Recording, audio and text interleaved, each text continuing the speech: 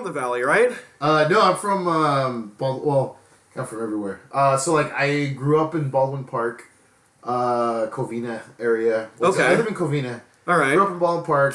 I was born in Glendale, kind of raised in the Northeast LA. So as a kid, up until like 5, Glassell Park. Then we moved to La Puente. Mm-hmm. But I went to school Baldwin Park with my cousins. And then I would always go back and forth. And then generally moved out here in LA and then moved back to Covina. Okay. And so I'm kind of like everywhere. If you're looking for a spot in the Valley, I would recommend. There's this side of NoHo, which if you've heard the very great and powerful John DiResta before do his shtick on North Hollywood, like this is kind of ghetto. It's a mixture of ghetto and suburb because Sherman Oaks is a stone's fucking throw. And the kind of nicer it is, like the less likely you'll find something decent for under $1,600. Yeah. And there's always a studio. I mean, I lived in a studio for a while, and if it's just you, and you're not raising any kids. Dude, we're lucky to be. You ain't got no lady bugging you. We're lucky to be honest. We're lucky to be where we're at. Yeah. Considering. You stayed through the pandemic, right? Yeah. You did? Well, I fucking went AWOL and left. What happened? I mean, nothing really. I did 2 shows that year. Oh, God. One rooftop, the other one at a bar in at Robin Hood, I think, and then that was it. Fuck. Yeah, I mean, all my family's here. Everyone's here. Oh, that's great. That's kind of the only thing that's tying me here. Yeah, right. Because my mom's here, and like once she goes, I'm like, I don't know, I have no reason to be here. Yeah. Other than that, it's just like, we're like, what else is there? I mean, there's other places. And I can consider, but it's like to me, it's like I don't know. Everyone's here, so you've done like road gigs and stuff. Like, what was your favorite place to ever go to? My favorite. What, are we recording? Yeah, we've been rolling. Oh, man. okay, good. Okay, we've been rolling. All right, good. Oh shit. Okay, cool. I wasn't sure. I was like, oh shit. Are we nah, man. I don't start with no intro. Like, welcome to the show. I don't fucking do that shit. I love it. Oh yeah, then I can tell you more than. Okay, then now that I know that we're on. Yeah. What's your favorite road gig? Oh, road gig. Oh, or like favorite town. Yeah. I have a couple because my favorite place to go to every year. Actually, I just got the date. We're gonna be there July 10th through the 13th or some shit like that. Oh, dope. It's Clarksville, Arkansas. Arkansas. Oh shit. Yeah. Oh yeah. July 13th through the 16th. Be in Clarksville. Because we do it. So ever since Ralphie May died, ever since he passed away. We always go to his childhood hometown, which is Clarksville, Arkansas. Okay. And we perform for his friends and family there. His sister goes down, his nephews, his brother-in-law, like the whole family. So it's always like every year it's always fun because I get treated like royalty there. Like that's nice. Yeah. They treat us like kings, and it's just so funny with my interactions with everybody there in the South. So, like, I've encountered racism, I've encountered, like, weird shit, but nothing dangerous. Like, I've been fine, but it's just different. And the whole town's great. Like, everybody in the South is actually really fucking nice, and that's what I like about going there. And it's, like, my favorite thing. But Arizona. All my best stories always start with Arizona. A lot of people have been hopping and skipping over there now. Yeah, dude. I always have a blast in Phoenix, like, or Scottsdale. We partied hard in Scottsdale. I have a lot of friends there now, and it's cool. But yeah, I would say those are my 2 favorite towns. Would you live there? Would you live in any of those places? I would live in Arizona. I wouldn't mind living in Phoenix. It's not too bad. It's brutal though. I know. It's gotta be brutal. Oh yeah, no, absolutely. Yeah. Obviously the summers are insane. Yeah. But I wouldn't mind it at all. Arkansas, same thing. Like I always told the other guys, I go on the road with Corey and Chad. I always tell them it's like if I ever have to run away, like you guys know where I'm gonna be. Like I'll be in Clarksville. Well, they'll protect me and that kind of. Oh yeah, I have family in Oklahoma, and that's why I dipped out. For that year and a half, I'm like, I need to be in the middle of fucking nowhere, like, right now. so when it happened, like, did you, like, I mean, obviously, we were all scared. We didn't know what the fuck was going on. Yeah, at the time, Is that what you thought, like, in the beginning? At the time, I was like, okay, this is, I don't know if it's half bullshit or people are, because people definitely overreacted, and that initially freaked me out because I wasn't exactly freaked out. I was like, oh, cool, I get to make 3 times my income doing nothing. Yeah. There's no reason to freak out. Take out every day. Fucking, grocery shopping. Oh, fuck that.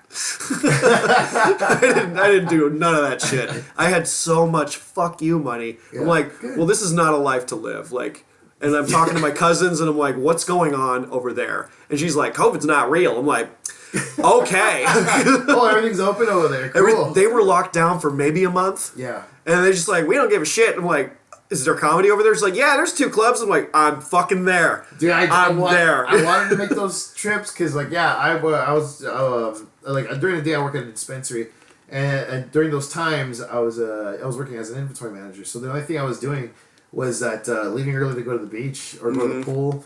Or no, I didn't go to the beach. I went to the pool. Oh, that's nice. My best friend, she has a rooftop pool and she lives in the loft in downtown. And yeah, it's literally that. And I will say I learned how to save money during the pandemic because we weren't doing shit. And you're right. I was like, dude, I saved so much fucking money because we weren't going out. And then I realized, like, oh shit, I spent a lot of money. Like you did, going out. And weed and DoorDash and fucking Postmates this. Like every night I go. It's $20 lunch, $20 dinner. Do that. Not even counting like when we go out to shows. Buy drinks, support the room. That's another $20-$40. Yeah. Dude, that's times 5. Like, holy shit. Right. That's a lot of money I'm spending. And parking depending on the venue. Yeah, exactly. And like, oh fuck. Like, want to count gas? Right. And then that's going to a show. Even just going to a show in general. I'm like, oh, if you have kids, good fucking luck, dude. Oh, like, yeah, dude. Fuck. Oh, yeah. Exactly all that. You gotta pay for a babysitter. Like, comedy is just not cheap. No. It's not cheap to go out and enjoy it. So there's that pressure of like, hey, come check out my show. How much is it? 20? Fuck. Hold on, and then there's parking, and then it's like a show. It's a lot. I mean, drinks. I like to keep my shit like dirt cheap, just because like I'm losing money anyway. Who cares? When I produce shows, I always kept it like $10, 20. Like I barely did 20. I only did 20 when I did my taping, comedy taping. Oh yeah, that's cool. Money off of it, but I mean that was 2019, I think. Did you throw it all away after that? Like, did you that material's dead now? Most of it, I will say most of it. I kept my opener and my closer, only because it's like why not? It's no one knows it's good. No one knows who the fuck I am. Still, I have that luxury where I can still keep doing it. You can still do shit. It's like someone's gonna go back catalog Gonzo and just be like, "Hey man, in 2019 you did this joke that was like it's in your special, but that was like 5-6 years from that time." Yeah, the nerds, the aficionados. Which I miss that because I am one. I'm definitely you one. are. Like, yeah, I'll listen to I'm a big Doug Stanhope fan. I have every fucking bootleg, and there's times that I would hear it. But I love enjoy the process of comedy because you get to hear it.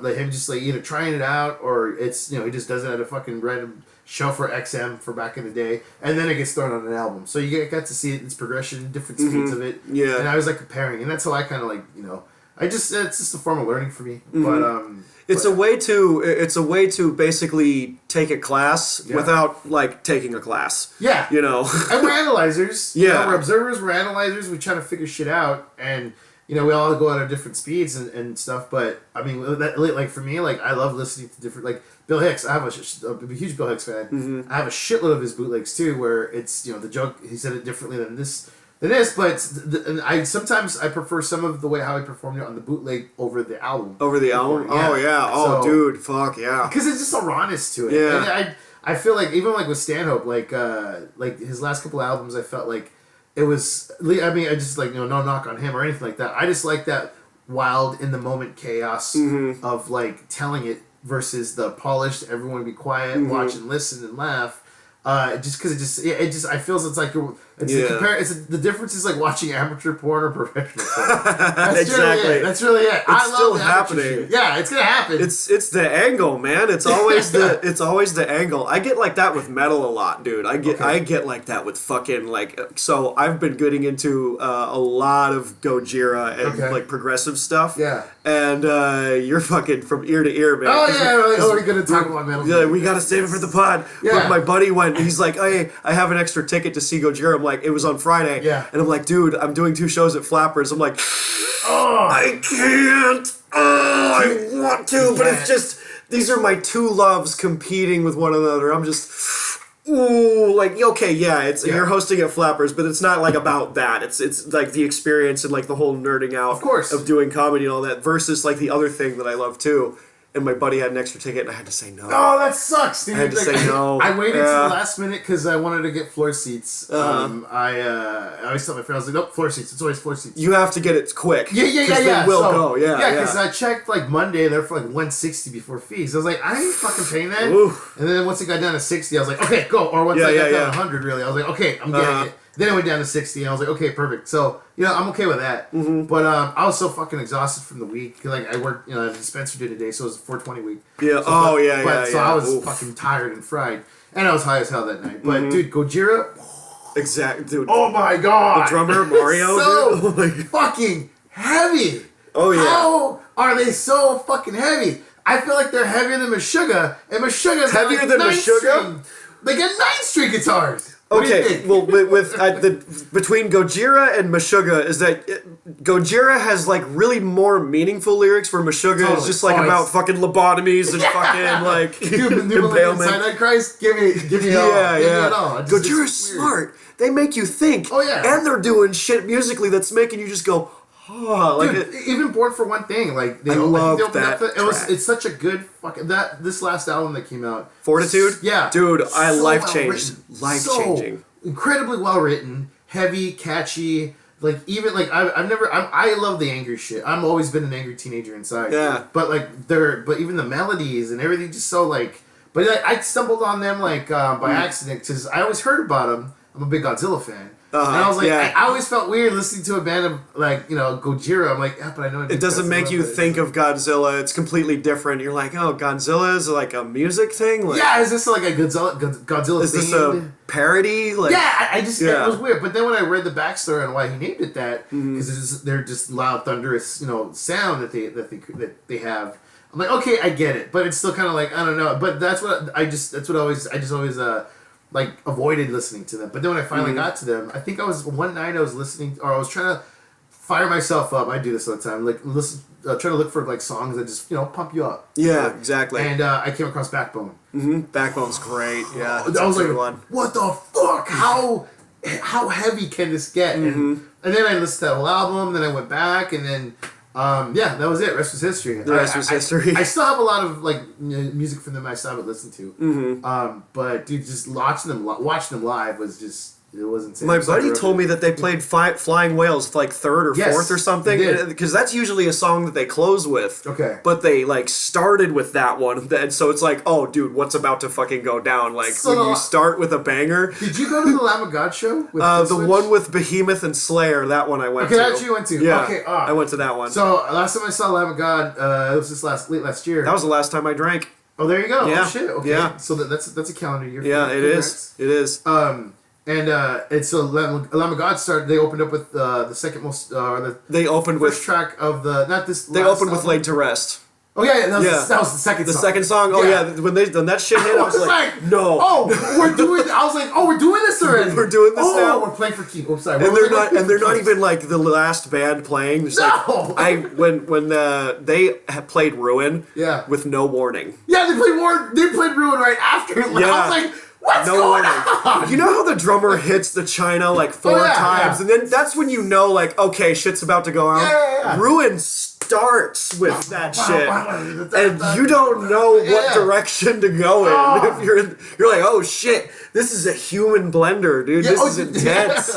And now like I'm getting older, and like I can maybe enjoy that for like maybe 20 minutes, and then I'll get tired. I gotta get out of the pit somehow and just go. For me, I guess it depends on like if I have to rest up. Yeah. I have to prepare. I'm gonna be 40 this year. Mm-hmm. I have to literally rest up the day before to get ready for a show and like, okay, how much energy am I gonna put into this? If it's a band that I grew up listening to that I see them like I see Soulfly every fucking time they come in. Oh shit! I'm a huge Max Cavalera fan. I just put front lines on my fucking story, dude. Fuck, I love that. Yeah, I love that shit. I'm obsessed with Max Cavalera. He's always been when I was in a metal band. I always tried to be like Max. Mm-hmm. I sounded like Phil. Everyone said I sound like Phil from Pantera when I would do my growls, but I was trying to be Max. But so I always go there and I'll watch, and I'll either jump close depending on how I'm feeling. But like, when I went to go see like Fear Factor, they opened up for Static X, I was like, no, I'm getting trashed. Yeah, I'm getting trashed. I'm doing shrooms. Static X, dude, and I felt like I was a 16-year-old kid again. And it was dope. And then of course the aftermath, it's like you're fucking tired, that kind of thing. I pulled my back twice. days after a show. So like, we're getting to that age now. Yeah, it's like, you're gonna be the dude hanging in the back and be like, I saw this band when I was a kid. And so what sucks about Gojira when I saw them last week was that I watched them from the balcony. I had floor seats. I mean, that's mind blowing shit though. Still, I saw Tool in the seats, and that was a spiritual thing. Yeah, I was like, you could do whoa, you could do that with Gojira. And with Gojira, you can too. Yeah, yeah. And I appreciated it because I was watching everybody like, and it was just like a wave. It was insane to watch. I mean, deep down, I wish I was down there, but at the same time, I was glad I was watching them from afar and like just to kind of like appreciate their performance. The shit that they do with that amount of people, together as like kind of like one thing. It's weird. And it's weird because of the time signature. It's progressive. It's not traditional 4/4 I know. music. It's fucking a lot of chugging. So much chugging. Like that's why like Meshuggah. I saw Meshuggah once, and I always wanted. Everyone always says, "Oh, watch the pit. It's weird." Because they go like, it's weird. But it's like once you find a pattern or a drum beat, it's like, okay, we're gonna stick with this. You know, it's like, exactly, or whatever the fuck. Fucking, I've listened to Fortitude because this was like height of the pandemic. I had moved. I had lived in Oklahoma for a year, so there's like nothing to do but just kind of drive around. So and gas was like $2 fucking. I'm like, let's fucking drive around. Why not? And that album had come out, and my aux cord was still working at the time, and I just listened to that album front to back, dude, while driving, and I'm like, this is driving music now. Yeah, Another World, the Sphinx. And the final track, Grind, which like has like since like all of the work I've just been doing and I've been keeping busy and I've got fucking dark circles under my eyes now. And that song that has the line "Surrender to the Grind," and I'm like, that has been stuck in there with like that, like with like an attitude of how I like put my shit out. Like, you must fucking grind hard and do it. We have to. It's a weird thing that we do. Like what we're trying to do, we're creating something out of nothing. And we gotta do in different forms of media, and then you just have to keep doing it. Like we don't get paid to do open mics, but it's fucking so much work. You literally have to grind. I mean, I've been doing it for 17 years now as of March, and there's been nights where, I would sit. My favorite nights were 3 a.m. coffee shops with other comics talking about comedy. It's like, God, Dupar's is my favorite diner ever, but they close at 8 now. I know, wait, they close at 8? 8 o'clock! I thought they closed down forever. I thought they died. No, they didn't die. Not that I know of. Because the one in Pasadena did. The one in Pasadena did. Okay, I'm getting it mixed up because I used to go to the one that you're talking about. The one at the farmers market. Yeah. Did they close? Mm-hmm. No. It's gone. Jerry's Deli is gone too. Yeah, I know Jerry's. Yeah, Jerry's is gone. There's like a lot of places that are gone. There was a place called Twain's, and it was like a diner type of thing. Oh yeah, I know Twain's. On Coldwater and Ventura. Yeah. And it's like, oh, Mark. Oh, yeah. You want to do your Hank Hill voice? No. I always try to get him to do it, and he doesn't do it. That's funny. There's like all these places that just didn't make it. And like I came back to visit in October in 2021, and like it wasn't the neighborhood. It wasn't the neighborhood, and it made me so sad. Dude, there's so many things. I would, during the pandemic, I would drive around, like, out downtown LA and Hollywood, and just, like, look at old stomping grounds and be like, is it going to be the same? Or, obviously it's not. And there's so many things have changed, but it sucks, because, like, my favorite places to hang out or bars to eat, like, that's it. It was all gone, and it's just, it fucking sucked. So just this whole reset. Even when the city, I still feel like LA, the comedy scene is still kind of quiet. It gets. I feel like because there's two places that came out of the pandemic. You ever been to Accidental Chaos? No, I know about that spot. Accidental Chaos. There's like a thing that they do. You have to like say it 3 times. Yeah, it's like a cult thing. It's a weird spot, but it's a spot that came up like during the whole thing. Yeah, it's like clubs can't open. We can't do shit. And so I think this guy, I don't know his background really. I don't know him that well, but he opened up this little spot in an alleyway, and it's like, okay, let's fuck around and do comedy. And but like, don't tell anybody about it. Don't tell anybody about it. So it became like a shush. So it started as like sort of this culty thing. Yeah. And now like the pandemic's pretty much over for the most part. It's like, whatever, fuck off. Yeah. And like there's still a little bit of a vibe there. I mean, it's not bad. It's just like. There's like comedy communities and comedy cliques. Oh yeah, you know what I mean? Oh, yeah. Like, I know them all. And I've been expanding my my wings, as it were. I don't want to hit the same places all the time. You should, yeah. You know, should, I don't want to get stuck. You know, I mean, the fucking Corbin Bowl's happening tonight, but I'm just like, dude. I love Stephanie. She was on the podcast, and I'm like, but I don't have gas in the tank. Yeah. Sometimes, No, and I've created my own spots now. Yeah. Where it's like when we got a show that it'll be done with after this is out, but you know, just fucking if I don't have the credits, if the clubs won't book me because if I don't have enough followers, whatever, who cares? Yeah, which is so yeah. I get, I get it, but it's like yeah, you know? I do get it, but it's like okay. I'll book me then. Fuck you. Yeah, no, dude, that's how you do it. Yeah, that's, fuck you until you come to me. Until people notice, like, hey, you're busting your ass doing like, and it's not for nothing, you know. But I really do enjoy it. I really do enjoy it, and I got you on that spot because I'm like, it got thrown to me like very suddenly. I'm like, fuck, who do I know that's good and like that could within 2 weeks notice? Yeah. And I'm like, you're good. I haven't booked you yet. Ryan's on, and I'm like, Ryan, I need to fucking return the favor because he's put me up so many times. Yeah. Oh yeah. And we're supposed to help each other out. Christina, who's the fucking reason that got me my other show at the Good Night, which like I mean I'm just eternally grateful. I just thought of the people that have like, oh my god, these are the people who have like you know done me a true solid. You know, and there's like a couple people that I thought of, plus Dante Chang owns the spot. Okay. So he's gonna go up, and I'm like, I'm just gonna spread it out and do whatever. Hopefully, it's a bi-weekly thing. You could. And just the grind in that is like I've done it before. I did it in theater. Yeah. And it kind of reminds me of those days back in the day, and that same discipline has applied to comedy. Even though that discipline wasn't in comedy, if that makes sense. No, yeah. You know, and so I fucking quit doing theater just because it's kind of got annoying. Sometimes I want to go back to improv just to kind of like sharpen my skills. Yeah. But I'm like, I cannot fucking put up with that. They're sharp tongue. Those folks. But like, what's your favorite musical? I'm like, Rock of Ages because it's got in it. Like that's I don't know. That's it.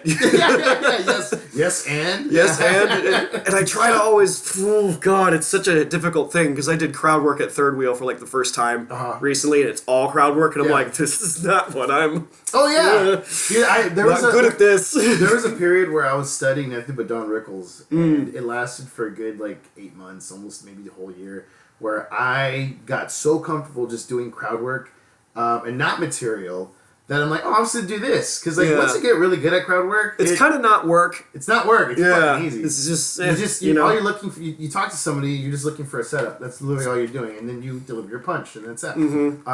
But to continue it and open it and kind of give a storytell to it and callbacks, you know, then it becomes that's the next level up, and then you just fucking become a master at it, like Ian Bagg or fucking Russell Peters, fucking Garland. Garland doesn't even do material. He just, I mean, he's at Flappers like every week, so he just gets to. He's just funny in the hang. Yeah. You just have to be funny in the hang, and you have to, like, translate that to, like, the stage, which, like, fuck, that's hard. See, and that's, my problem is that, like, when I go on stage, I love, nothing brings me more joy than writing a joke. Yeah. And it working and crushing and killing. And then doing it again, and so forth. So I really pride myself on my joke writing skills, so I like to do that. But that's also my problem, is why I should be a lot more open to doing crowd work, flexible, and I'm trying to trust myself.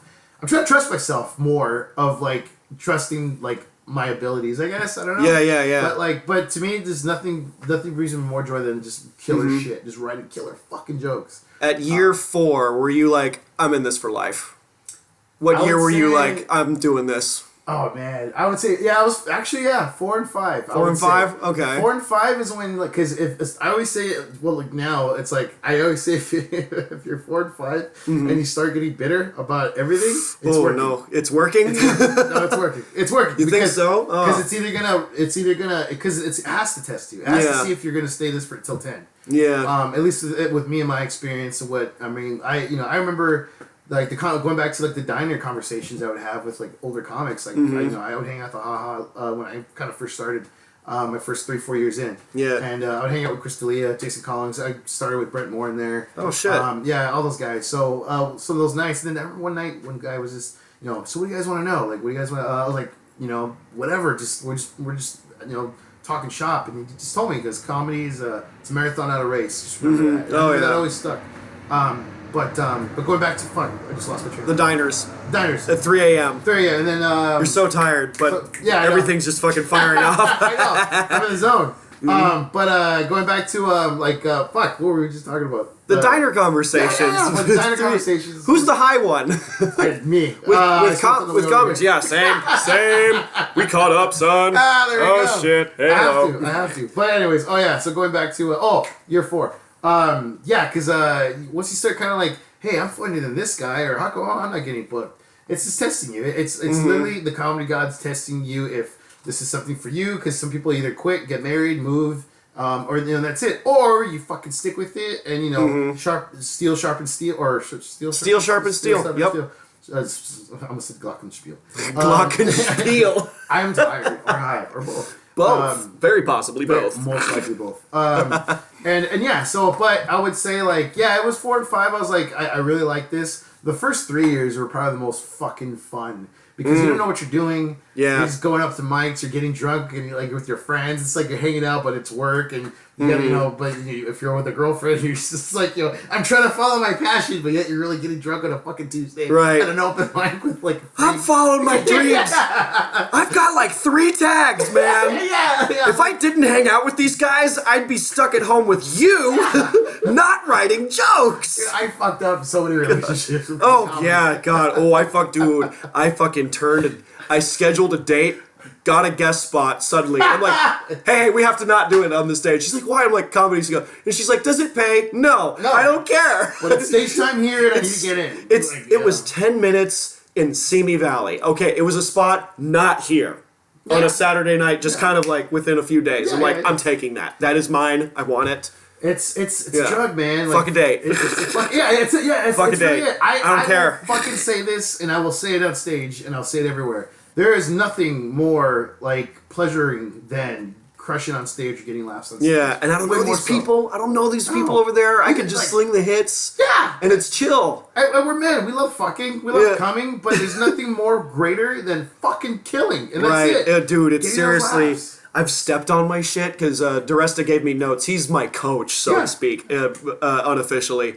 But he was like, dude, I'm doing the Long Island accent now. He goes, dude, you sped up by 15% because you're nervous. And I'm like, okay, I can see that. He goes let them laugh. Oh, yeah. Let them laugh. Don't step on it. And I step on it. And I'm like, I should not. Count 1,000, 2, 1,000, 3, 1,000, 4. And then that's enough time. Because then when you walk back, you're like, oh, that felt like a couple seconds. The delayed ones really piss me off. I'm just like, okay, few. And I'm about to move on. Then someone's like, oh, hot. I'm like, shit. Always take 1 or 2 extra seconds. I always tell everybody that too. Just it's timing. It's just letting them laugh, letting them think about it, letting it soak. And then you find your pattern, and then you find your rhythm. That takes time too, but so much time. Yeah. And it takes doing kind of 8 spots a week sometimes to go to figure it out and go, all right, here's this situation. I really like going to themed open mics because it trains you for different situations that could happen live, and you need to know how to deal with those things when they do happen. Yeah, that's why I tell everybody get up every I mean, as much I will say I was I felt like I was being not I would. When I would do mics, I kind of avoided dive bar mics for a while. My first 5-6 years. I mean, I would do them, but once I got to year 8, I was like, I'm too good for them now. And then I would get shit from other comics. But but then when you get caught off, or if you do a bar show, the last time I did a bar show, we all ate a dick. But at the same time, I was like, oh, I needed. You kind of need to eat a dick. I needed that because it's all right, because my favorite saying in comedy is also, you're only as good as your last set. So I'm like, I gotta fucking, and nothing drives me more at least than when I do a dive bar, maybe there's 20 people, but nobody gives a fuck. Right. Those shows piss me off. Oh yeah, yeah. But I'm like, no, I'm gonna get them. I'm gonna fucking get them. And then if I don't, fine, I will get them to the next one. And eventually you do. Fuck it. You're never gonna see these people again. Yeah, no, fuck them. But no, but I always say do every mic, get up every fucking show you can. Try different audiences, definitely the ones I feel the ones that are outside of California are more important. Yeah, for sure. I mean, I feel like it's I feel like you're walking on eggshells. That doesn't go for like everywhere here, but like some places I'm just like, okay, do I need to tougher crowds, or let's not do this premise right here in this area, especially like during this time. Like I have a really dark joke about school shootings, and I'm like, if when what happens, I'm just like, oh, I have a hat, I have something under my hat. Where I could just do that, and like when it's fresh, because that's when I love doing it. That's when it doesn't work.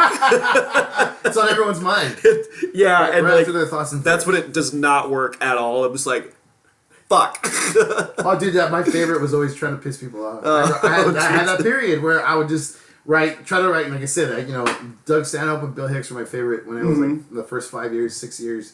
Doing comedy, so I'm like, I just try to write the most offensive shit. Yeah. And then I learned, but then like some of the guys at the time were like, dude, it's funny, but you have to like tone it down or not to get too crazy. The guys would always do it if that room is ready for it. Yeah. There's some places where like, okay, because I have like a whole thing on the autism spectrum and how like I'm mildly on that shit. Yeah. And some people are just like, oh, I don't know.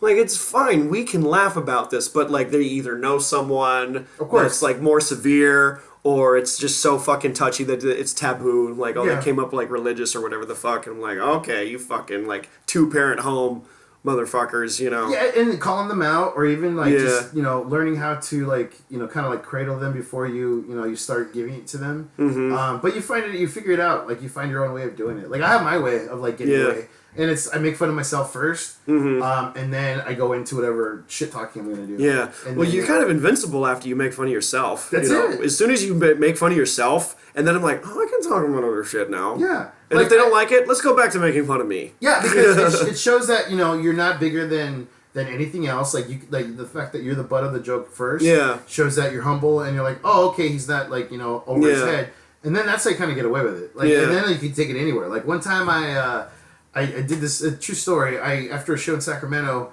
I did this bit about an old boss that I had. I worked in this office full of women, and one of the supervisors was a total bitch.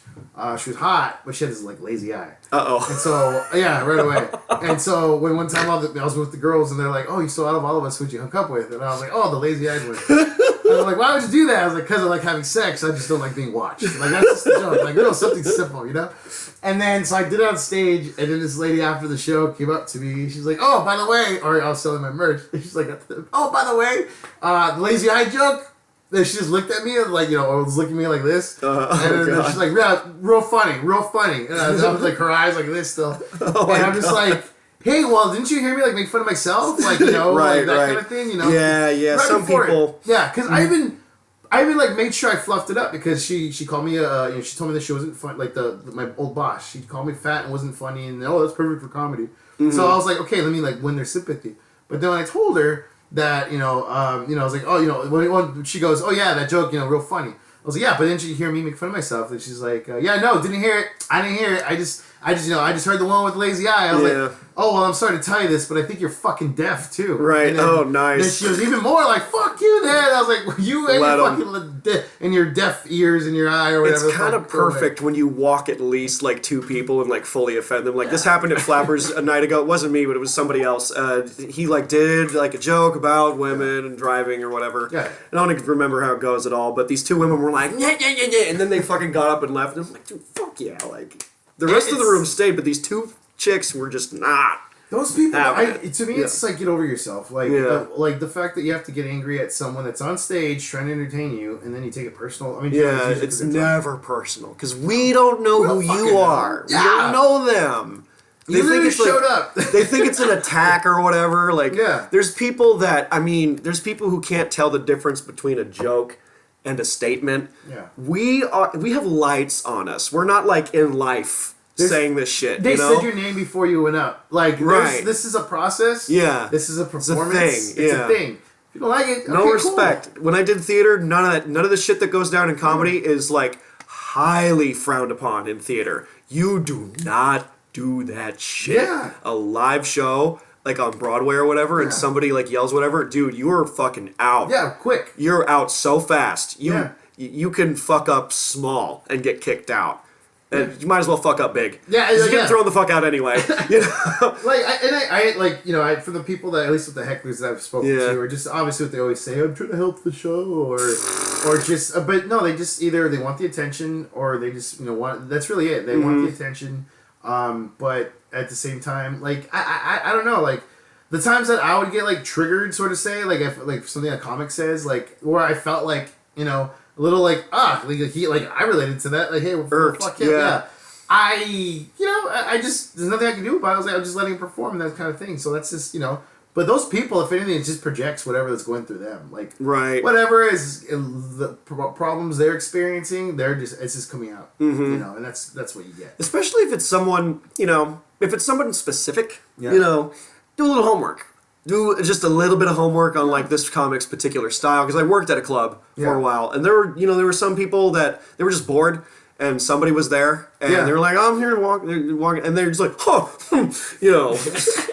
do a little homework, dude, because this is a national headliner that's literally here to get gas and leave. It's in Oklahoma, dude. Do you ever listen to The Unbookables, the Doug Stanhope? The Unbookables? I've heard that before. Okay. So he does the intro. It's him, Andy Andrist, Sean Rouse. Yeah, Sean Rouse. Sean Rouse, and Arthur Hinty, I think. The Unbookables? Yeah, so... I've never heard these names before other than Stanhope, so that was the name of the album. Like, the crew that he had was The Unbookables. It's like everyone that was in this posse.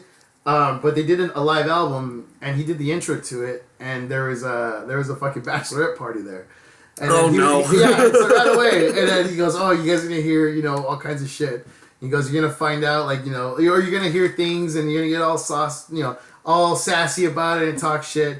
He's like, it's like with someone. He's like, but he was telling them, "You guys should have read what we're doing tonight, because we're not for a bachelor party." He goes, "It's like if you go rent porno for your bachelor party, and it's it's a porno." But it's a girl with like 13 and the killer at the end. No. He's like, we're that kind of porno. I listened to the bit. It's fucking genius, and The it's Unbookables. But yeah, listen to that first track because he's hosting. Oh, hell yeah. I'll forward it to you. You'll forward it to me? I'll tight. I'll zip it and I'll send it to you. Take that, Apple. We're stealing money. Fuck you, Apple. Yeah. How about you stick it to memory? How about that? You actually, like, invest your thoughts into what other people are trying to give you, right? Like, I have a love-hate relationship with, like, I have a very, very close friends that I've known for more than 10 years. Yeah. And, like, I mean, because of life, shit, work stuff, we don't always get the opportunity to hang, but it's been reduced to sending each other memes. Yeah. It's been reduced to that. Some of my friends, they've got kids, they've got families and stuff, so there's not a lot of time, and it's just meme at 2 a.m. And I'm like, I've known you 15 years, bro, and this is what it's come down to. So, do you like it or do you not like it? I like it because I know they're thinking of me, but I also know that, like, dude, they're busy as fuck with their own shit, and I get that as, like, a functioning adult in society. But I hate it because I'm like, we can't just meet somewhere, it's and hang out, it doesn't happen a lot. Yeah. And I feel like I have to bleed my social life and my comedy life together. So now it's like, oh, fuck, there's no escape. How do I invite people to shows that I know that aren't comics? Hanging out with normal people. Are you used to hanging out with normal people yet? Like, no, I never hung out with normal people. Yeah. I hung out with theater nerds, dude. Yeah. I hung out with other, like, metalheads. We're weird in our own fucking special ways. There was a guy I knew that had, like, he was in a band called Carnal Deity. Okay. It was like pretty sick, like, death metal sounding shit. Yeah. But, like, the other side of him, dude, was, like, major Power Ranger nerd. And it was, like, kind of threw me off a little bit, because he's, like, guts and bleeding. There's this Cookie Monster shit, just fucking violence. Yeah. He's a married man with children, and he fucking loves the Power Rangers. Yeah, go. And I never would have known that about him.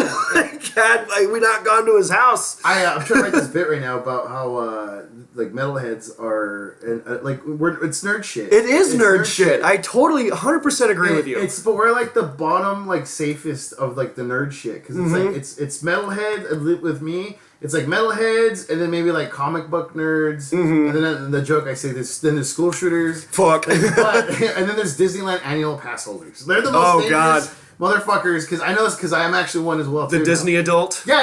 You're a Disney adult. I did it because after my sister passed away, I was like, oh, you know what? She loves Disney. I'm gonna fucking get one. I have a really good close friends of mine that always go and invite me. I'm like, I'm gonna go. But one thing I observed with them is that that's like a fucking like cult. It is. It's very cultish. It's very like cliquey. It's very like but there's obviously there that But the one observation I really got overall is, oh my god, we're all fucked up. Like, we're all trying to relive our childhood here. Yeah, we're all trying to relive it. So, like, I'm glad that I went to Disneyland for the first time as a kid. Yeah. Because I got to, like, enjoy, like, just the fucking wonder. The innocent wonder. Before you found out the Splash Mountain was the most racist ride. Right. I love Splash Mountain. I never thought any fucking thing about Splash Mountain being, what is it, Songs of the South? Yeah, I never clicked that in my head at all, because here's the thing about me is that I like nerd shit, but like there's like one or two things where I'll go on like a deep dive where we'll have a 5-hour conversation about. But then there's other nerd shit where I'm like,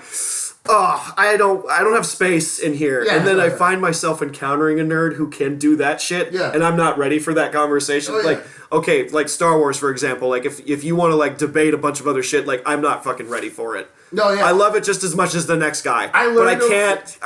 I'm not. It's not that deep for me. Okay, so for me with debating, I don't care anymore. Yeah. Like, I'm like, listen, we can agree to disagree, or we can agree to agree. Doesn't matter anymore. Whether or not something's canon or whatever the fuck. Or just overall, which was the better Star Wars. Well, the comic books, it's actually like that shit. I'm like, get out of here, dude. I don't care. Return of the fucking Jedi. It's my favorite one. Fuck it, everybody. I don't care. It's got Muppets. His lightsaber's green. It's got Muppets. Like that's it. It's why it's my favorite. I don't give a fuck because the Empire won or any of this other shit. I don't fucking care. Like, that's cool. Right. Yes, it's a space opera. It's art. Yeah, but Return of the Jedi. Yo, you got fucking Jim Henson puppets. Like, right. How dope is that? The 40th anniversary is coming out in a couple of weeks. I think it's playing at the El Capitan, and it's like this big spectacle. But like 40 years. Of Return of the Jedi? Yeah, 40 years since it came out. So like it's. My mom was like 27 when A New Hope came out or whatever, and she was like on acid and shit. I would love to see a screening of A New Hope on acid. I've never done acid. I saw. It was the first time my mom did acid, so I'm like, I want to do that. Do you remember when Star Wars got digitally edited, or they fixed it and then they re-released it? The redo with the 3D inputs later, like the extra scene where Han Solo like steps on Jabba the Hutt. I'm like, this is fucking stupid. Like, fuck. Which sucks because I miss watching the original ones before that, but now they're hard to find. But I guess you can watch it, but. Yeah, I remember like I went to like every one they released. I went to, and then I remember standing in line and they're like, "Oh, I was your age when I saw it in the theater." And then same thing. He's like, "I was on drugs." I was on drugs. And then everyone tells an acid story, which is so funny. With the acid, that's so funny, dude. Because it was the 70s. It was a different time and all that. And it like every time if the fucking light speed scene happens. My mom tells me that's when it hit. Oh my god! I cannot imagine. And she was like, "Oh fuck!" And she's like, "Oh fuck!" That there's a line where she thought Luke Skywalker says the line was, "Where's Biggs when you need him?" He's like referring to another pilot, and she thought he says, "Where are the fucking pigs when you need them?" And she's like, "What is this movie, dude? On acid." I want to do that. But I need to. I've always pause on it first, but. I know, it's not crucial. I do shrooms. I microdose. I've always wanted to take acid. I have a friend of mine that keeps telling me, "We gotta drop acid, man. You're gonna love acid." I'm like, I don't know. I'm afraid. Like I just anything like man-made. I'm always like But they always say no. I don't know, mushrooms. Anything that's from the ground or whatever. I'm always about. But. Yeah, I have like quarterly thing where I'm like, oh, I'm actually late to this one, but I got to do like. Got to go do mushrooms and go live in the forest for like a couple of hours. Oh yeah, dude! I want to go. Yeah. Nothing like brought me more just enlightenment than shrooms. Like the first time I heavily did it, I was camping in Lake Kachuma over see the lake. Excuse me, and we're just eating on them. I definitely did more than an eighth. But I had this vision of literally. You've eaten at Grilla Mall before, right? I fucking love Grilla Mall. I'm sure we do. Yes, of course. We'll go soon. We'll add that to our calendar. So there was an old shirt that looked like it was like a wizard holding a burger. It was one of their old shirts, the original shirts. Oh, I know the one you're talking about. Yeah, so the Wizard is Volume 4. They're kind of making fun of Black Sabbath. Yes, I think that's what it was. Yeah. So I saw that fucking wizard. I saw myself and that wizard in the sky. You know, like you just see it. It just comes to you. Visions just come to you. Mm-hmm. You can see everything in front of you, but it just comes to you. So I saw that, but it cracked open my head and poured a bucket of information. It was like words, but they look like chains. And then he just said, "Okay, this is all the knowledge that you're seeking," and and so forth. Dude, after that weekend, I quit. I quit. Well, technically, I did. I broke up with my girlfriend. A real super toxic relationship. Moved out. I literally became homeless. Lived out of my fucking dad's trailer in my grandparents' backyard. Oh fuck! Completely started over, and I needed that, and I learned like how to not depend on anybody and just depend on myself for once. And get myself out of this hole. Like I literally purposely put myself into a fucking hole and that I was in, and I fixed it. And then that gave me so much confidence ever since then. And then my life's never been the same ever since. But that was like my turning point. And I always tell everybody, shroom. Go fucking, it will. Well, that's a full reset. You literally applied it. Yeah. I did enough. I don't remember. I did enough where I was at Mount Baker in Washington State last summer. And like, dude, they spoke to me. Like the trees, but like what I took as, because my brain wasn't letting me go. Yeah. I was holding on. Part of you was thinking, that's the wind. It's the wind. It's the trees moving in the wind, and that's what you hear. And I'm like, and another part of me was like, no, dude, they're in trouble. Like they're like, save me and all that shit. And I'm like, what the fuck? And then literally I came back here and I booked the fucking the second Comedy Cares Act was to a reforestation project. And I raised like $100. There you go. And I'm just like, I did that for you. Yeah. Oh, you're welcome. And I'm like, you're welcome. I heard you, man. And now I need to do it again and see like, what's the next fucking thing, bro? Dude, it's like, so after Alpha May died, I was like, I needed answers because I don't know if you know, but I told the story. I was with him. I found him. I was working with him when he passed. Yeah. And it just felt like I got cheated out of like this chance of obviously working with my friend, but just the time that I was about to spend with him because we were planning all these things. Yeah. And so I took an eighth of shrooms and I watched. So one night I took shrooms and I took an eighth and I drank a 6-pack of Racer 5 IPAs. Oh God! I know. I hate that Dude, one. I ate the whole eighth and I was starting chasing him. Let's go. Racer 5. So because I just did it like a random night, but I watched the Bill Hicks special and I was talking to Bill Hicks. I remember like talking to him, and then like he was just like, you're me and I'm you, but you're not me. But I'm influencing you, but so you're me, but I'm not. And I was like, wait, what the fuck's going on? But ever since then, I was like, okay, so now I know. Oh, and then he also told me that you can communicate with another world or the other side through pictures and video. I believe you can. So when I took all the shrooms with Ralphie, because I needed answers, I was like, okay, so I put on one of the specials, and I was waiting for it to start like really kicking and peaking. I was like, oh, here we go. Crawled into bed, started watching. Just tunnel vision totally happened, and then I started talking to Ralph, and he literally told me, he's like, make sure you boys stay together. Like that's it. I'm gonna try to do my outside. My outside influence to help you guys. You guys use my name. You guys, you're gonna use our experience together, and I'm gonna try my best to help you guys. But you guys gotta stay together. That kind of sort of thing. There's camaraderie is very important. Yeah, and then that was it. And but the fact that and I felt that some closure after that. And ironically, it was at my ex's house, and she told me that she had in the bedroom that I chose to do it in. It's never been the same. So one of my socks went missing that night. I don't know where it went. There's still to this day nothing. And she just does tell me that sometimes she sees shadows coming out of that room. So I go, either I fucked up and opened up a portal, or Ralph is watching you shower. I don't think Ralphie's gonna fit through that portal, man. No, big fucking portal. That's a big portal, like fucking Stargate shit, dude.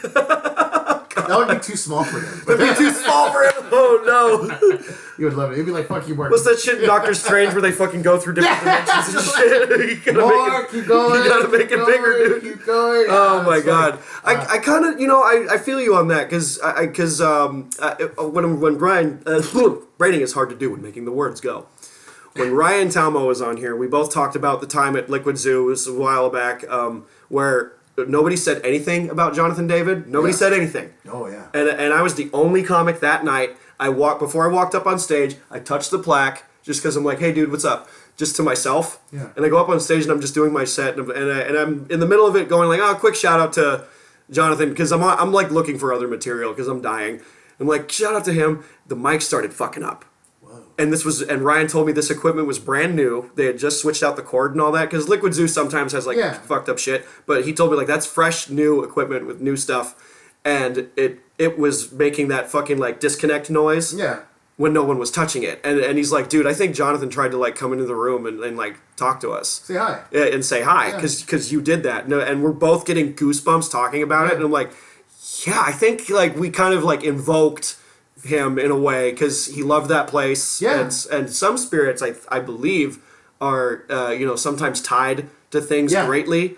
Kind of like low-key Las Brujas shit. Like some people, like the passion, like the body dies, but the passion doesn't, and that's what's keeping the spirit kind of latched a little bit to that place, because they can't.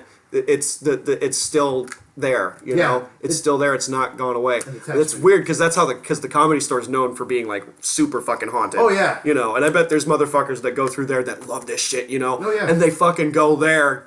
Where would you go? I have, and you're dead. My grandparents' house was haunted as fuck. So like, growing up, I got ghost stories. Damn, I want to hear that shit. Yeah. So like that's what I believe. I've always had like this connection with it. They always liked me for whatever reason. I guess maybe because I'm open to it. But I mean, like, we'll start there. My grandma's house. Like there's times where you would just trying to go to sleep, and you know when you close your eyes and you put your hand inches from your face, you can see your hand, right? Yeah, a little and you bit. go like this, you feel it move. Now there were nights where I was trying to go to sleep, but they would just do that. Like you sense it, right? Yeah. And every time I close my eyes, it would happen, and then I'd open it, pitch black. It's just my room's fucking.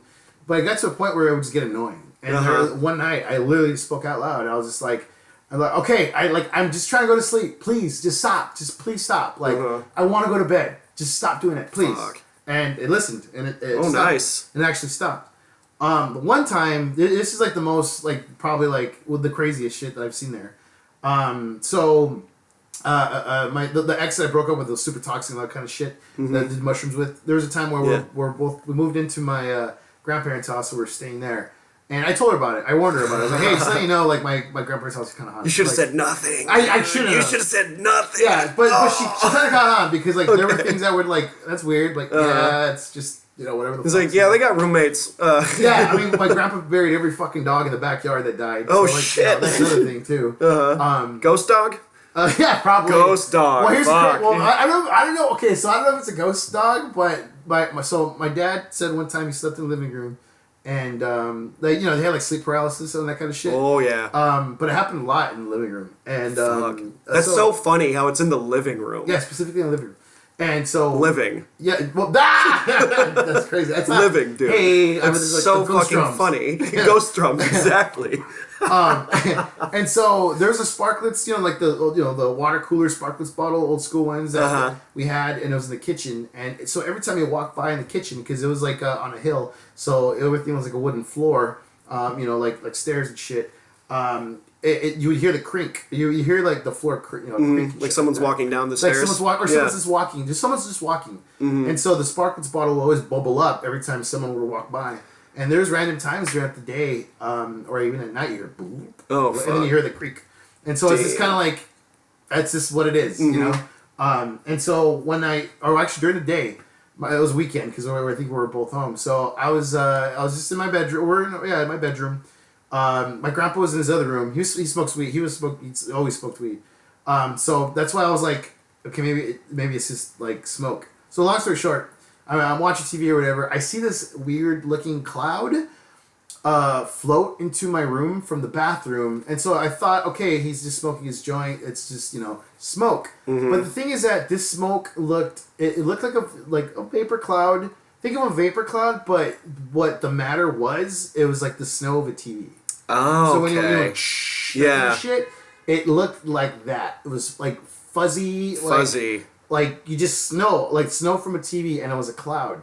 And it was I'm just watching it float into my room, like, what the fuck is that? And I'm used to my grandpa's smoke coming in because, like I say, that's a glitch in the Matrix, dude. I don't know what the fuck it was. So with that being said, my girlfriend at the time, ex, whatever, whore. walks into my room, and like she sees me looking at it, and she's like, "What are you looking at?" And like stops, and like literally, I look at her, I go, "Stop!" And then she just like, "What?" And then she goes, "What?" Her first words were, "Is that it?" I was like, "You see it, right?"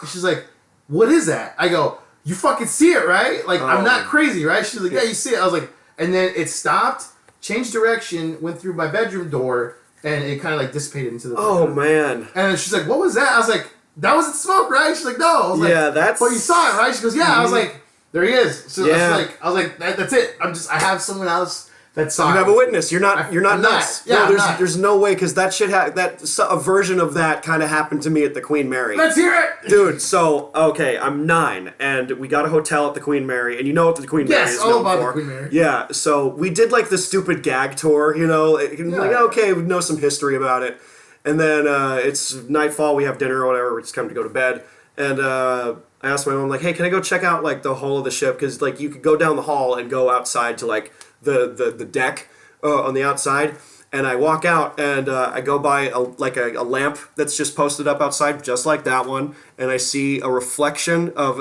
I think it's my shadow. It's my shadow because I had like short hair at the time, and that's just whatever. And I'm like, oh, it's my shadow. I moved. It didn't, man. Oh, fuck me. No. It didn't. And I was like, oh, okay. Oh, no. And I slowly was just kind of like, I immediately don't want to be here. Dude, I've had this overwhelming feeling of no. And I turned around. I didn't say shit.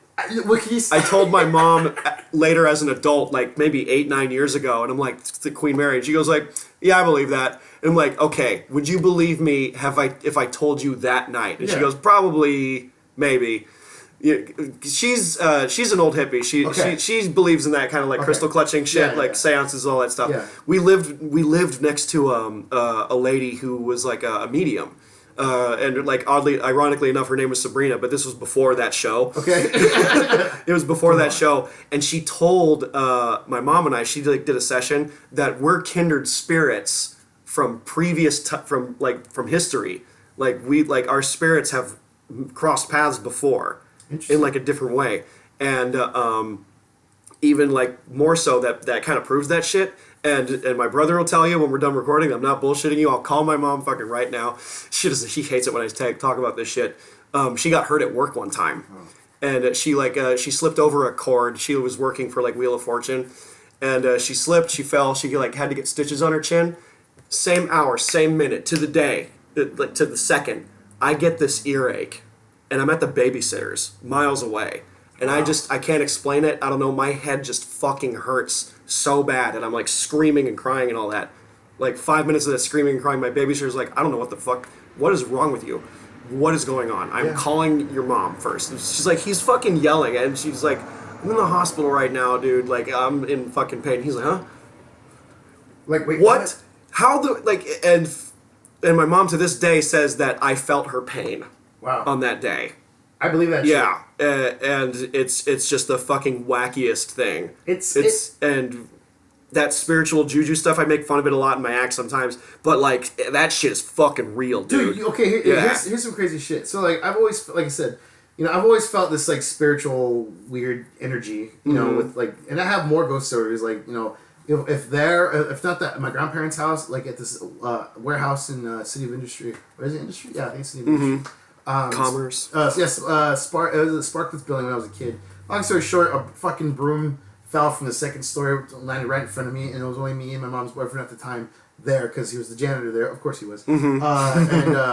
And he was cleaning. I was helping him, like that kind of shit. So it's I've always had. So with that being said, I always felt this weird, like with the spiritual side, whatever we're gonna call it. Mm-hmm. So recently, I just got an astrology reading. But like an actual one. An actual one, yeah. And it fucking kind of tripped me out, because I was like, it fucking freaked me out, because there was a lot of shit that I already kind of knew about myself. Mm-hmm. But the fact that it was so accurate, and I'm like, and then even like and here's the thing, I love, like, you ever watch Penn and Teller Bullshit? Mm-hmm.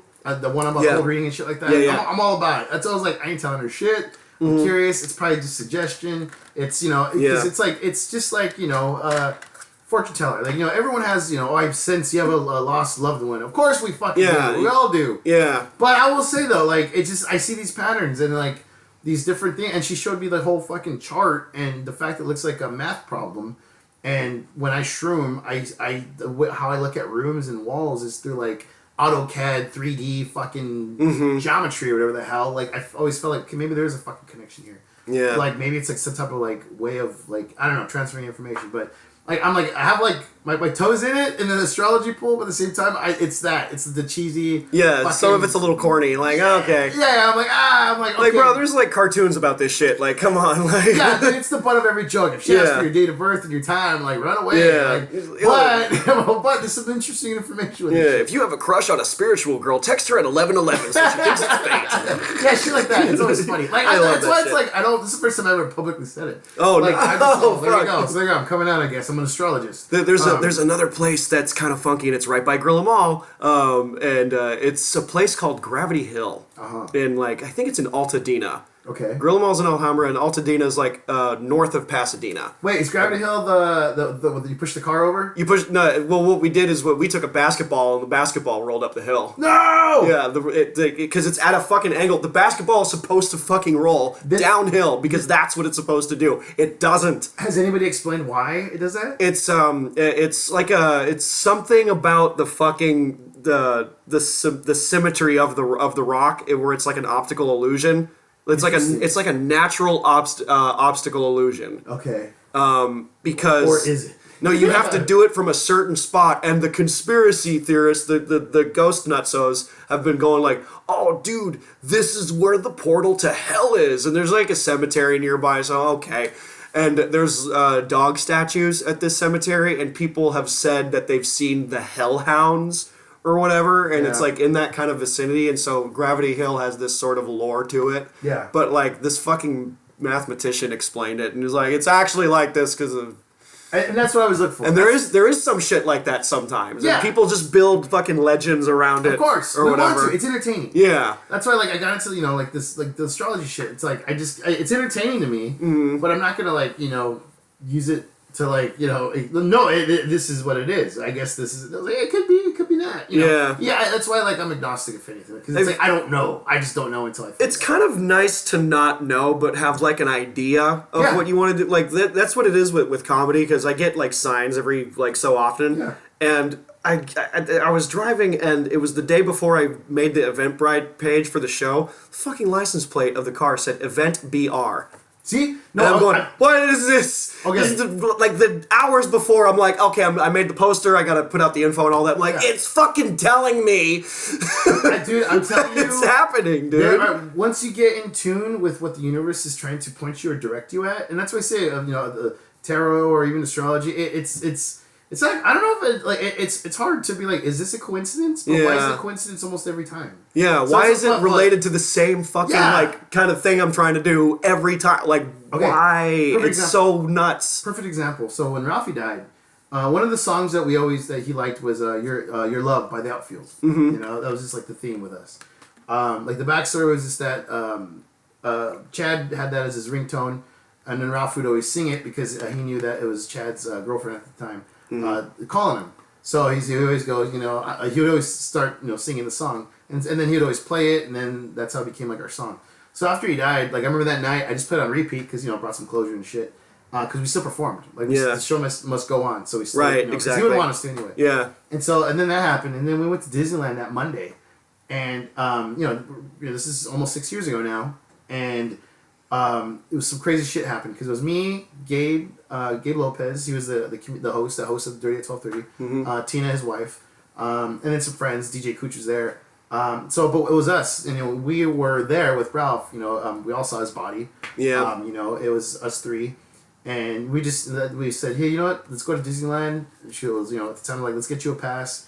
Let's go to Disneyland. Let's kind of get away from this. Escape, you need to process. Totally. Still, yeah. So we did. So we park hopped Disneyland. They went to California Adventure. We're walking around, and then there was a band that was there, and they happened to start fucking playing the riff. Justice on vacation. Shit. And we're just looking at each other like, what the fuck? Wow. Like, what the fuck? What are the odds that we walked right here, right now, and as they fucking play that exact song? And then we go back to Disneyland and we go ride Indiana Jones, And so Ralphie had a specific cologne that he would wear. I've never smelled it anywhere else. And I forgot what it's called. I have it written somewhere. And there's only like maybe 3 places you can buy it at. Like in Vegas, there's one place you have to go to, like in the Bellagio, like the real fucking fancy, like high end. I forgot what it is. But I forgot what it is. But so I smelled it as we're waiting in line. Of course, we're just talking about it. I caught a whiff of it, and I looked, like we're like, what the fuck? Like, where is it? And I remember that was another like, what the fuck? And then that week, they kept smelling the whiff of weed in their house. Nobody was smoking, but they fucking smelled like someone was just smoking weed. Well, it does kind of linger after a while. It does kind of linger for a while. He never smoked inside. Okay. And he never smoked flower, but they smelled flower. Like, okay. It was like that kind of shit. He had his vape pen, but like, but that was it. Like, and so shit like that. So that's why it's like, is it a coincidence, actual coincidence? Yeah. Or is it the universe or whatever the fuck? Fate, the universe, fate, yeah. Whatever we're calling it. A lot of people give it a name, Yeah. Buddha, Jesus. Yeah, of course. Satan or whoever. A lot of people give it a name. I don't really want to give it a name. No. Because I feel like the less you know and the more that the signs just sort of just come to you as they do, Yeah. that's better than constantly trying to seek the fucking way or whatever Find your way. or whatever it is that you're after. Yeah. It comes to you. But like my thing, like it's funny to say because my thing is like if there's something to believe in or I at least believe that I feel just with myself and my journey in comedy is I always say the comedy gods. I always say hail the comedy gods. Yeah, whoever that is. Yeah. I feel like the comedy gods it's a great hall. Looks like I'm sure it's like it's the Valhalla of comedy. There's the hall. They all sit in a throne. Pryor's there. He's the top. Everyone else that passes away, they're just their seats waiting for them. Right. And it's like looks like a giant green room, but they're just having a great time. That's a big green room. Yeah, there you go. That's fun. Yeah. So, but it looks like a pyramid outside. Big green room in heaven. That's got to be the most chaotic fucking room. Of course. That room's got to get split into 3 places, man. No, like, absolutely. There's too many. I mean, there's people that went young and there's people that went old and shit, and like having those two like kind of like generational gaps also like bleed. Oh yeah. You know how we shit talk the boomers and all that shit. Like, there's a plenty of that shit going down. Can you imagine that? Dude, I can't fucking. I can't wait. If George Carlin was around today, shit that he would fucking say, dude. The shit he would come up with. He's kind of already said it. He said it. Him lots of his older stuff. Yeah, dude, they've said it years ago. Decades ago. It's crazy how it's still relevant, and it's sad, really, because it's like fuck, we're still here. It's almost like they predicted the future through entertainment. Yeah, and it's it's such a blurred line now because it's like if they just started today, it'd be too late. Like you wouldn't, they would just blend in because now everyone's like speaking out and that sort of thing. Everyone's speaking out, yeah, everyone's doing that, yeah. And they just had to be. I mean, they didn't have to do like it's a fucking. Do you ever feel the pressure to like, oh my god, I have to put up a clip every goddamn week? Absolutely. Oh my fucking god, why aren't I pushing like the content to gauge the page? All this fucking. It's like when I had my MySpace page. That's how the MySpace page. Yeah, that's how far we're going back. I would always change my daily quote. Hit me on LiveJournal, dude. Yeah. Like Zynga. Zynga! Oh my god! Zynga.com/ whatever the name of your. Wow, that takes me back. So like, I would always like, I would always be like, okay, I'm gonna try to change something or be something funny or do something funny. It has always evolved, but like my own personal thing to do every day is post a joke, post a new joke on every medium. Or every social media that I had, Facebook, Twitter, that sort of thing.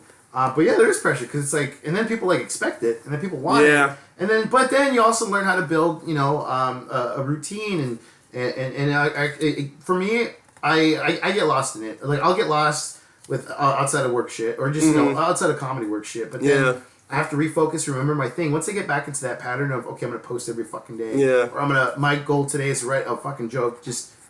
Anything. Something topical. That's it. That's how I would use it. And those are the ones that are good because those kind of go away. And you don't have to use them every... It's out there. Yeah, it's out there. It's good. Like, go, have at it. You guys do what you want with it, but I created it and here it is. Like, if anything, that's how I would sharpen that. So, like, with podcast... Because, I'm going to probably do it, like, vlog or something. Because it's like, that's it. We have to. Like, this is part of it. I miss the days where you could just do stand-up comedy and be fucking hilarious, and that's it. Yeah, now you have to be funny over here. Now you have to do this. Now you have to do... Because a lot of these agents and managers and all that, like, you have this, and that. What are your credits? What are my credits? I just do my own shit. And to them, that's like, whatever. But I don't think of it that way. I picked my sister's, I have an older sister, and she's half my half-sister, but she's my sister. She worked for CAA, and I picked her brain, and she's like, well, first thing she told me, she's like, if you just want to perform at the Chuckle Huts and the Ha Ha places, and, performing for 200 people. Put that in your little skits. This isn't for you. If you want to be Aziz Ansari, or if you want to be the next John Mulaney with CAA, then you talk to me. And I'm like, what's wrong with the Chuckle Huts? Yeah, Chuckle Huts fine. Chuckle Huts great. I love those rooms. Those are the best fucking. I mean, there's some rooms that are like shit, but in a good way, where it kind of brings out sort of the raw dog side of you. Like that's why I love doing Tamo's mics on occasion. I love doing those. I'm like, let's fucking get in these murky, sludgy fucking waters. What are people doing right now? It's an energy. It's pure comedy. It's like that's why some of the the improvs I have a blast at, but those are all fun too. Yeah. Different kind of fun. It's different. Kind of fun. There's no degeneracy places like Flappers and the Improv and all that. There's a certain decorum. That's cool too. That's great. I wear my blazer for that because I'm after that shit. I want that shit. But if it's the arcade show, I'm not gonna wear my blazer for this shit. I wear my battle jacket. I love your battle jacket, dude. My battle jacket is it's been kind of bare because it was my mom's old Wheel of Fortune jacket. It's got Maiden on the back. There's Pantera, Dropkick Murphys, Corpus Kalani, Elvedi, this band right here, and there's fucking god damn it. There's the Misfits are on there. And I think that's it. There's not a lot on there, but there's so much room for more. Yeah, of course. What's on the main back patch for you? Oh, it's the Slayer. Slayer? Slayer, and then right below it is our shirt. So me, Corey, and Chad, we've known each other. I've been doing comedy 17 years. We've probably known each other from 16. Mm-hmm. So we've always been in it. Ever since we met at an open mic, and then that was it. We call ourselves DLC, the Dirty Licks Crew. The Dirty Licks Crew. We're listening to we listen to a lot of gangster rap and just we're raised. Well, they're 6 years older than me. But one time we're listening to Sir Mix-a-Lot, Posse on Broadway, and there is a line where he goes, Posse walking in, they're going 2 by 2s, they're getting dirty looks from those other sucker crews. And I was like, dude, that's it. That's the fucking name. Dirty Looks Crew. Dirty Looks Crew. Because every time we walk in, we always get dirty looks. Right, yeah. We look suspicious as fuck. Yeah, this is a fucking easy target. There you go, exactly. People stare. I don't give a shit. I know I'm not about that life. Yeah. It's like, what? I don't have exotic birds in the garage, dude. I don't, Your boa constrictors at home. It's not I don't have snakes and shit. I don't have any of that stuff, dude. I had bearded dragons when I was a kid, though. I'm sure. This wasn't here, but I mean, I get it. I wear metal shirt jeans every day. It's me, t-shirt. This is my shit. Some people are like, is he a comic or is he like? Even with the blazer, I'm like, who the fuck let this guy in? Like, wait, what's wrong with him? What is it? Did you just take the fucking coat that's in the Flappers green room or whatever, and you just gave him a fucking coat? Like, what did you do? I don't think about that stuff, I have a fucking particular look flavor that I've wanted since I was a kid. Yeah, dude, I've always wanted either long hair, which is ironic because I have short hair, but when I was a kid, I wanted long hair because I was either going to be a pro wrestler or I was going to be in a band. A band, yeah. I was like that. I always wanted to be Eddie Murphy, where I wanted to be on SNL. And then I loved stand-up comedy. I was a huge Rodney Dangerfield fan when I was a kid, and Sam Kinison. Sam, that's a big one. Those were when I was 11. That's when I was like, oh shit. It's a really deadly combination because both of these things are they get kind of wild. Yeah. I always think of because metal is also so niche, and I have metal jokes, but I'm like, this crowd there's 2 guys wearing a Korn shirt and a Tool shirt or whatever the fuck, and I'm like, you two. Fuck everybody else. Wait, see, so it's funny you said because I have this new build I'm working on about talking about metal because there's not enough of us. There's not enough of us. Not at comedy shows either. Yeah, I know. Unless they're seeing Big J Okerson or a comic that's also into that shit too. And so I started off that way. I'm I'm a metalhead. Obviously, metalheads just kind of gauge to see where everyone's at, and then I got into it. But for the most part, I just even if they don't recognize the names of the bands, I still try to find a way. It's like, okay, so the challenge is, how do I get people that never heard of these band names to get to laugh about these band names, or not necessarily about the band names, but just about them, just the bands in general. So it's like that's the challenge that I'm like with any bit really. Yeah. But with metal specifically, since it isn't, because I always say like one of my lines is like, you know. Because sometimes I am caught off guard, like the amount of people that like, yeah, you ever heard of these bands? Like, yeah, I'm like, oh shit, yeah, okay, yeah, because I'm used to like, you know, me and a handful of weird dudes that are, you know, that are into it, like a fucking subcategory on Pornhub. Like, it's, shit, oh god, shit like that, you know? It's like, okay, you like like death me and like metal? these guys, like that's it. So like that's how I see metal, because it's usually that. It's like, you know, like we go to metal shows. It's like I always laugh. I'm like, okay, where do these people like hang out at? Yeah, where are these guys? You don't see them during the day. You don't see them during the day. You don't see them in life. Yeah, no, we all like dress the same. There's no dude in like a button-up shirt with like some white collar job. Yeah, He's got like the glasses and shit. Yeah, but which is pairs funny, in a ponytail and all that. Which is funny because when you think about it, some of those people can be like, you know. They don't show it. Like it's cool because like, you know, I'm my day job at the dispensary I work at, I'm a general manager, and so they like some of my staff, my inventory guys, they're big metalheads. So when they found out I was metal, they're like, that's cool. Our boss listens to metal. Right. Like, I was like, I know there's not like too many of us. Yeah. Like, can you schedule us around that concert? Yeah. They're like, people came after us like, can you you know? Yeah. Fucking Cannibal Corpse is playing. Can I get Friday off? I'm like, oh dude, I'm already going. You're going. like it was so cool. And I love it's it. that. It's like. You know, it's just like it's that community, and it's fucking cool. Like, I just wish it was more popular, but at the same time, I feel like since Well, here's the thing, it is. It is getting popular. It's the proof because these guys don't really have to do anything. Are they in town? Oh, we're there. Yeah, it's it. We're there. Just there's an album coming out, or you know, you know. And thing is, people listen to albums for free now. So that avenue's fucking gone, you know. So the fact that people even know that fucking Lamb of God or Gojira or Mastodon or whoever the fuck, you know, they find out and they fucking go, dude. Yeah, if it was because you love it that much. Even with social media, like okay, they've got a million followers or whatever. It still doesn't equal asses in seats. Yeah. Like I listen to a lot of European metal bands, and they are not popular out here. And when I find out that they're here and they're here for cheap. Oh yeah. These fucking guys are like, dude, $30 fucking to see if Lord of the Rings was a metal band. Like, is that how they are? Yeah, well, it's exact. There's bagpipes and flutes and fucking hurdy-gurdies and shit. There's fucking like. You ever listen to, is it the Who or the Huh or the HU? Is it? It's that Mongolian metal band. The throat singing guys, the guys. Or Whom? I can't remember. It's I think it's the Hum or I don't fucking know. Yeah, something like that. There's a bunch of different ones. There's fucking Bloodywood from India. These guys are like, dude, okay, Bloodywood from India is really something else because they combine their cultural like Punjabi like that whole Bloodywood. Yeah, they incorporate that fucking Durka music to metal, and it's fucking amazing, dude. You would love it. I'm gonna have a blast. You would love it. You would also like. Okay. All right. Elvedi. Have you heard of Elvedi before? No, never. Yeah. Difficult to spell, but is it ELU? ELUVEITIE.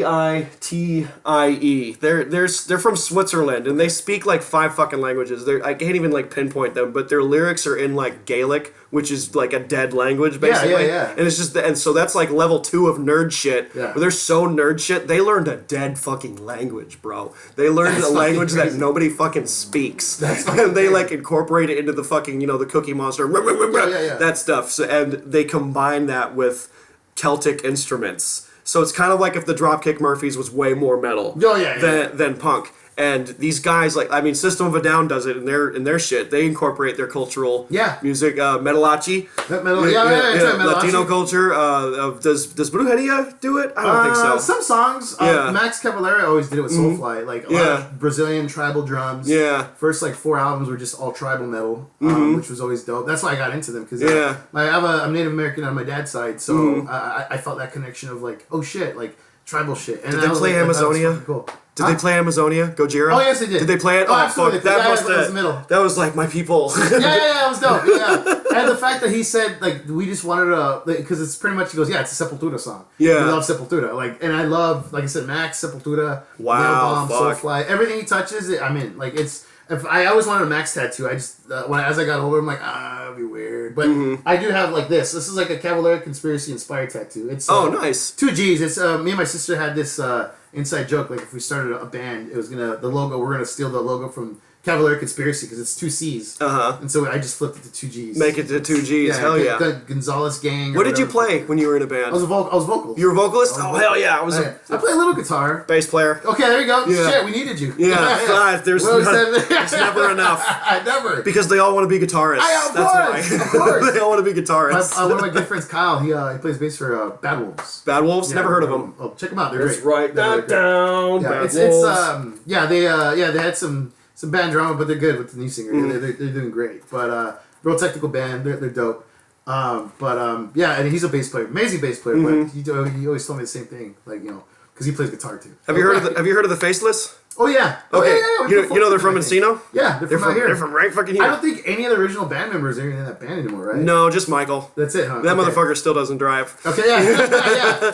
I saw them at the Cobalt Cafe. Oh my God, the Cobalt Cafe! Get the fuck out of here! I performed at the full Cobalt. So have I, dude! Hey, shit! That's dope, dude. Yeah. We were Wasted Sin. The Wasted Sin? Yeah. We were called the Dark Crusaders? Are we so stupid? Well, we were like, it wasn't my idea, but Mine either. they were like, I don't know, 15, 16 maybe? Okay, oh shit. Yeah, Dark Crusaders. I have no excuse. It doesn't sound awful, but I mean, we called ourselves the Dirt Crusaders because like the meme that was popular at the time was that like girl with the really like thick braces. Oh yeah. She just looked all dorky. She's like, oh my god. So we call ourselves the Dirt Crusaders for forever, and we just always fucking laughed. That's so funny. Yeah, it didn't work out. I mean, we got to play at the Whiskey once, which that was pretty cool. But like, just creative differences, man. It just sometimes it doesn't fucking. It is. It's a polyamorous, creative relationship, and that's so fucking hard. Guitar player wants his part. All right, fine, go ahead. We'll let him come. All right, there like you go. like a band or not, a band that is stuck together for decades on decades on decades. Like that's a commitment. I mean, Megadeth has changed so many times. So like, I like Megadeth, but it's like, I mean, like the band is a little like there's some shit stirring up that doesn't quite meld up, Yeah. And that happens. I mean, they fucking dude, when they kicked out Dave Lombardo from Slayer. I know. Fuck. Over like financial shit. Over bullshit. Like that's so how many years? Fucked up is that? How many years? They started together. They threw away our friendship. Dirty, yeah. Pretty fucked up. I'll carry, I'm sure. Yeah, it sucks. And at least with comedy, it's all you. Yeah. It's all you. Yeah, you have to worry about other members. And that's why, like, when I was, because I got into improv, I was doing improv before I got into comedy, or into stand-up. And I remember this guy was, like, telling me, he's like, hey, dude, you should, he goes, you don't need other people. He was like, you're funny just on your own. He's like, you should do stand-up comedy, not improv comedy. I was like, what? That's still a group effort, yeah. Yeah, and I was like, no shit. And and that was the one thing that I liked about stand-up is that, it's just you. You fail on your own. If you're successful on your own. But it's just fucking you, and you're kind of control of your own ship. And and then you get to cliques and hanging out with people and that kind of thing. But for the most part, you go up there, it's just you and you sink or swim, and that's it. And so, but in the band, it's like, dude, because I quit my band because like I got tired of supporting the band financially. Oh, that's heavy. You know how that works. Yeah. You're supporting the drummer? Yeah. Who's getting his shit? Who's picking up his stuff? Who's picking up all that stuff? Yeah. Somebody's car is gonna be fully loaded. Maybe 2 cars. Yeah, I don't have my 75 for the lockout. Could you spare me? I was like, dude, you owe me like for 3 months. I'll just use the other band, the other drummer's kit. Is that alright? So fucking annoying. All that. I have. Oh yeah, I'll send you like pictures of us in our rehearsal studio. It was dope. But, where'd you rehearse? If you played at places like the Cobalt, we played at. So we tried. So the reason why I was wearing this Fear Factory shirt because this is where it relates to. My guitar player at the time. I feel like Mick Jagger fucking calling Charlie. My drummer. He doesn't put me in, but yeah, he doesn't even talk to me. But my guitar player at the time was best friends with Dino. Oh, Dino cool. From Fear Factory. So Dino always told us, and I know Dino, I'm an acquaintance of him, and so he always told us like play the big shows. You don't have to play backyard shows. Play big shows. Be selective. That sort of thing. So we did, because the guitar player was just very like big headed. I wanted to do the backyard shows. I wanted to. That's where you start. That's you can't start like huge. You can't skip the steps. I know, and that's you have to do the shit shows first. And that's why I was like, but since we had our connection with Dino. And I think he just left Fear Factory at the time. Or got kicked out. I mean, that's nice though. I mean, to play big stuff is cool, but like, you know. But still, I wanted that, like, because I in high school we would go to the backyard punk shows. Mm-hmm. We had a Run Amok. That was a grindcore band that came out of Bone Park. Grindcore. All that shit. Fucking Carcass. Noise, yeah. And a lot of like loud shit, and like Cephalic Carnage, they're dope too. Mm-hmm. So I wanted that. I always wanted to play in backyards, but he didn't want to. We played the Whiskey. We played the Key Club before. Key Club. That takes me back. Yeah, it's gone, huh? Yeah, it's some other nightclub now. Yeah. But yeah, the Cobalt Cafe.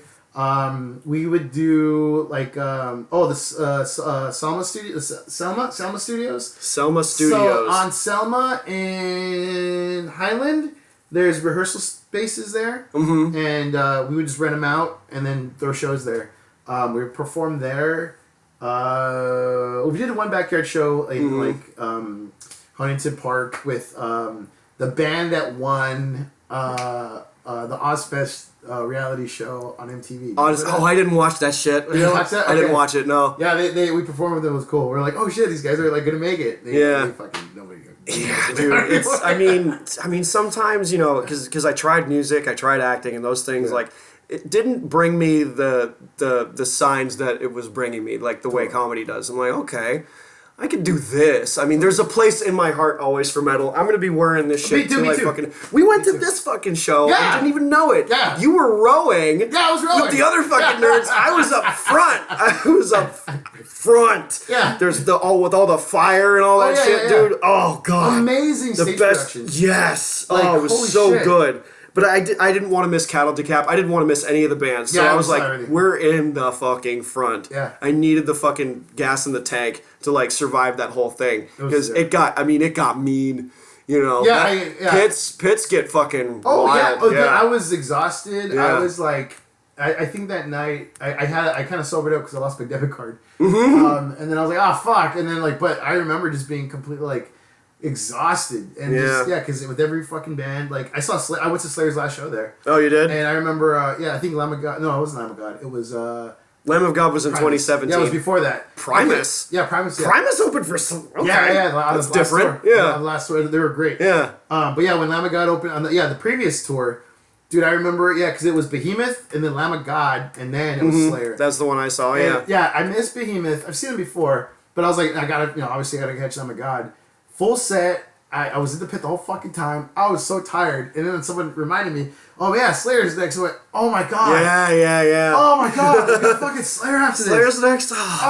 You went too hard for dude, I was like, but of course, as soon as the lights went dark, fucking Slayer, let's go. And then I was like, but dude, I remember I was like, I was so fucking drunk. I spent maybe $75 on 4 beers at the venue.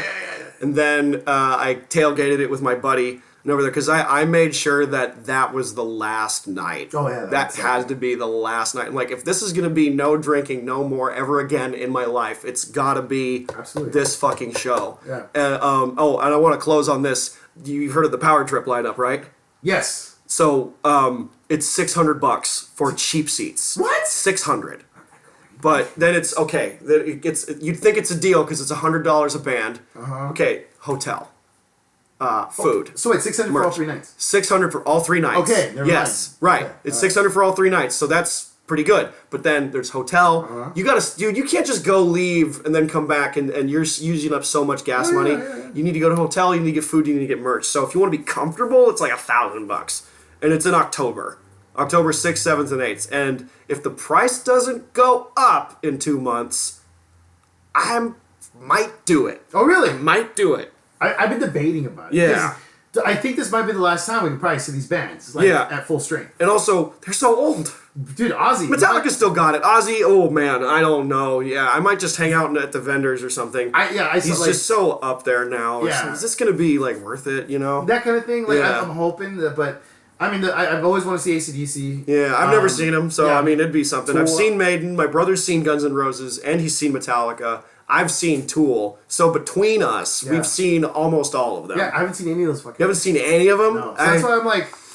debating. I don't know. It's the last, dude. I mean, Maiden's in their fucking 70s now. They're climbing, dude. Yeah, they're old as fuck. When's it gonna be over? Yeah, that's it. Yeah. They're the Beatles of like metal, pretty much. Iron and Fiber Maiden, I call them. Yeah. 2 minutes to nap time. What time's the show? It's 6 p.m. Yeah, God, yeah. Why is the song 13 minutes? Oh, because Bruce needs to fucking rest right now. Doors at 11 a.m. Yeah, exactly.